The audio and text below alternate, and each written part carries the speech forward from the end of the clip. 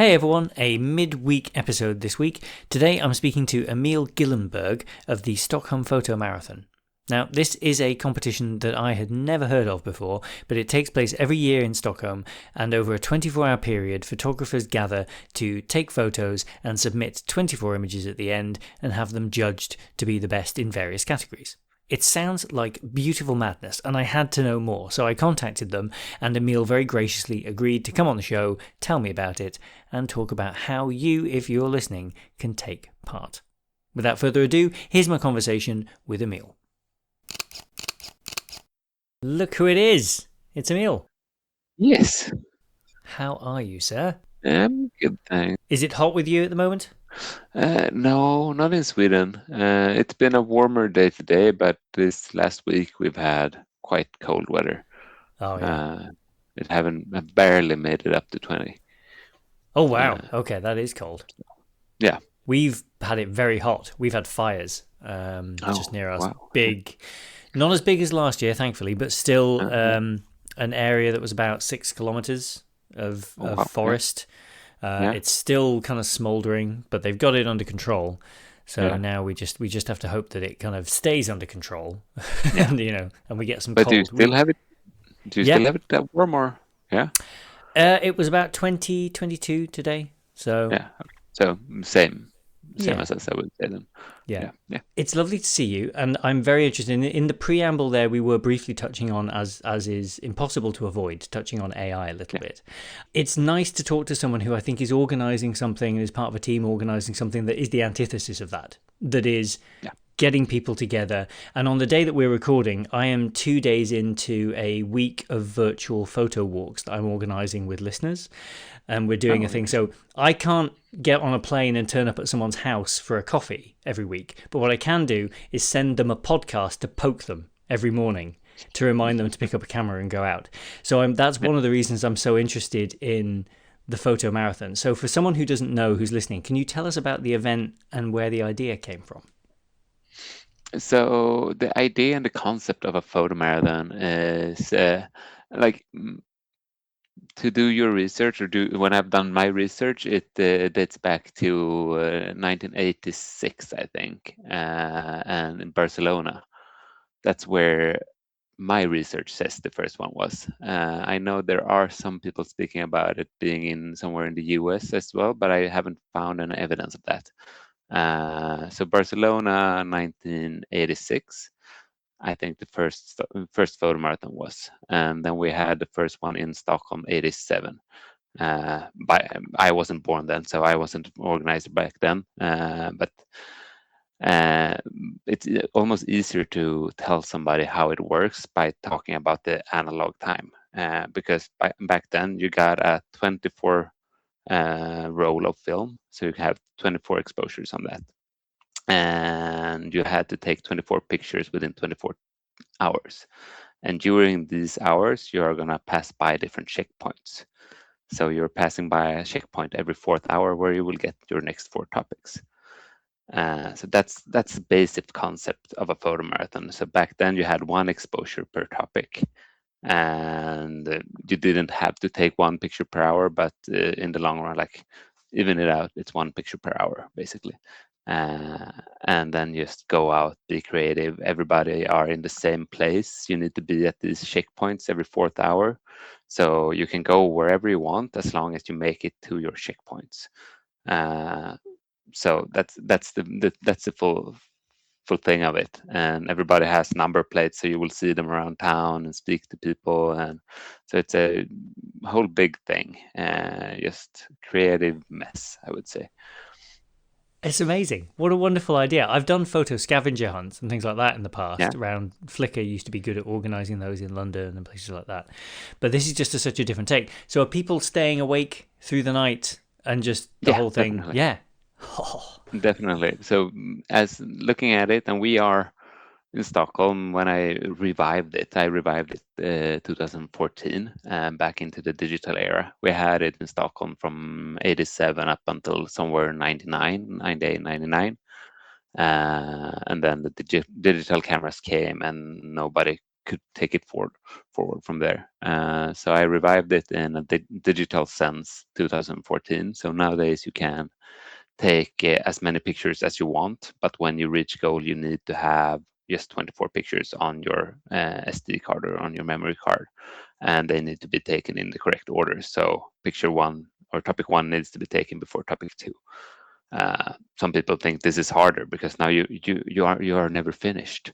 Uh, Back then you had your exposure. When that exposure was done, then you can move over to the next topic. Now you're like, yeah, but there might come something better.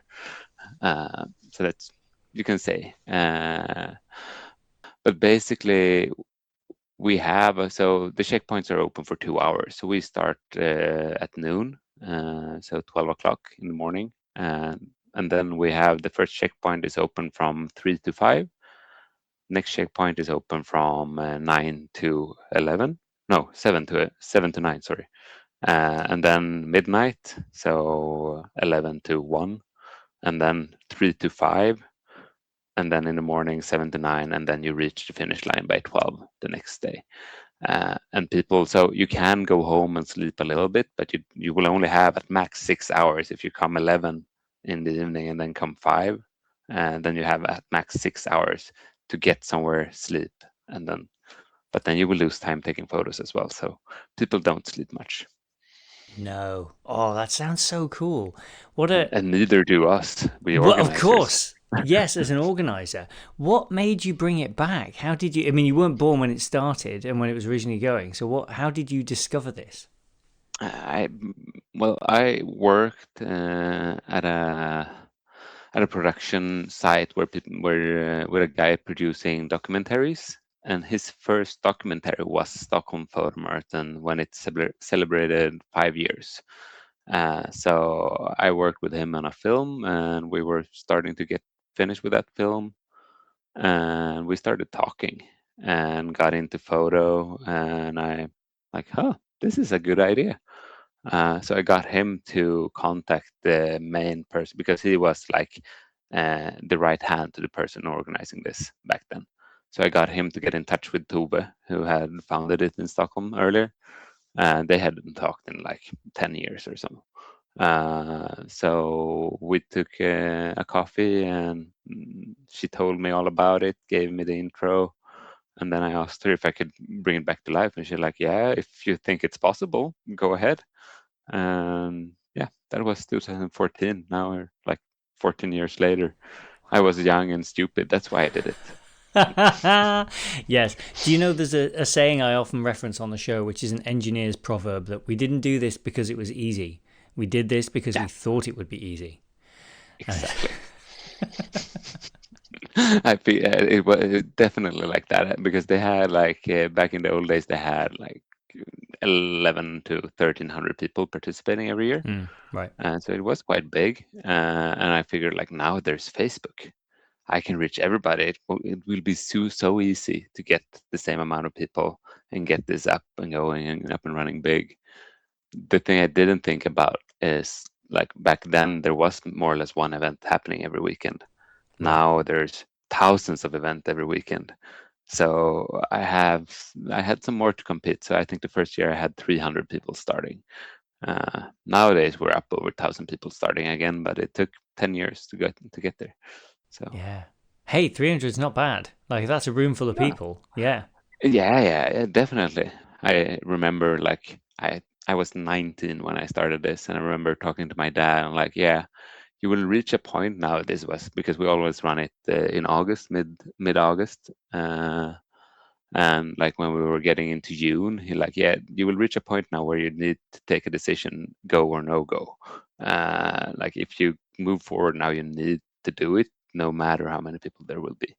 Like, yeah, we're gonna do it, and we made it. So I love it. Now that you're doing it, do you have like people who turn up every time? Have you had people who've been to all of yes, those? yes, I do, and I have people that were to all of them back in the old days as well. So I have people who have participated in like Wow. 30 photo marathons. It is, I think, a photo marathon is one of those events that have like you have so many recurring people. Yeah. because it's such a weird and fun event. And if you meet another photo marathoner that have participated in a photo marathon, you can sit and talk for hours. Yeah. There are so many stories out there. People like meeting people, have like weird things going on because you're out for such a long time, meeting so many people, getting tired, walking for like miles and miles again, Hmm. and yeah, it's crazy, but it's also crazy fun. Yeah. Uh, I have a good friend that says it's really type 2 fun. It's fun afterwards. During the time, it's not as fun, but Yeah. I've talked about the podcast being a 20-year project, and having people involved and coming and going definitely helps. How long do you think this is you've got in you for this? Is this kind of a lifetime project now? well, I said I was going to do it for 10 years. Ooh. Now we're up to, I think this is year 13 or something. Hmm. Uh, so I don't know, to be honest. I think I will make it to 20, Hmm. but we'll see. Uh, I don't want it to die. So Yeah. it depends on, I assume I will just be in it and then I might be a little bit less in it, but still in it, and then Yeah. a little bit more in it sometimes. And like it goes up and down. Yeah. I've definitely been on my way out sometimes and then gotten back again. So we'll see. Right now we are a quite good crew. It works well when we work, and it doesn't take too much of my time. It's like this is not my main. None of us working with this. It's not our main Yeah. gig. Of course. Uh, and right now I just got my second kid. I'm in peak season. I run kayak rentals. I work with outdoor, Yeah. and with kayaking is my main job, so to say. So right now I'm a bit tired due to that. Hmm. Hmm. Kids, small kids, and also Yeah. main season. But yeah, I think I will at least keep on until year 15, but probably longer than that, probably 20 at least. Yeah. So Oh, we'll it's see. good. Might be my lifetime thing. Uh, What a great thing, though. It's a wonderful thing to make something, because I imagine hearing from people afterwards and during is kind of like the fuel that keeps you when you're all yeah, tired. like the dopamine. I remember like Yeah. my first 5, 7, 8 years, like sitting at the finish line after the 24-hour finish line and signing these diplomas and like shaking everybody's hand and like saying good job. The Yeah. dopamine from that is like you can live on that for months. Yeah. You shouldn't talk to me afterwards. I'm so cocky and like not a good person. I get so much self-esteem, uh, like pulling this off. It's worth it. Yeah. For anyone listening who wants to take part, have we missed the cutoff? Do we have to wait for next year, or can people still sign up? No, no, there still is a few tickets left. They are running away fast now. I think we're selling 1,200 tickets now this year, Hmm. and we're up to I think we have 200 tickets left, but they are moving quite fast now. So if you want to join, go in and pick your ticket as soon as possible. Yes. Fantastic. And for anyone listening, is it digital only now, or can you take part with, like, if you were mad enough to do instant film or something like that, could you do that?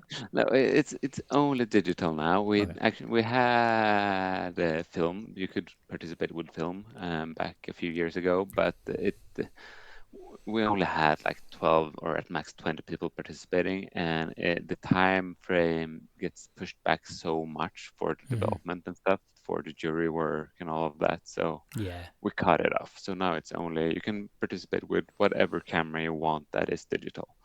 So your phone or whatever digital camera you find. And there you can find there are many obscure different digital cameras as well if you want to go obscure. Don't you worry. Yes. No, I hear from the Digicam crew all the time. It's baffling to me. It's not my jam at all. But yeah, people love themselves an old digital camera. That's for sure. Yeah, Feel like the phones are they next. do. Yeah, yeah. Right now I would say we have quite many phone participants as well, Mm. which is fun. We started allowing phones a few years ago.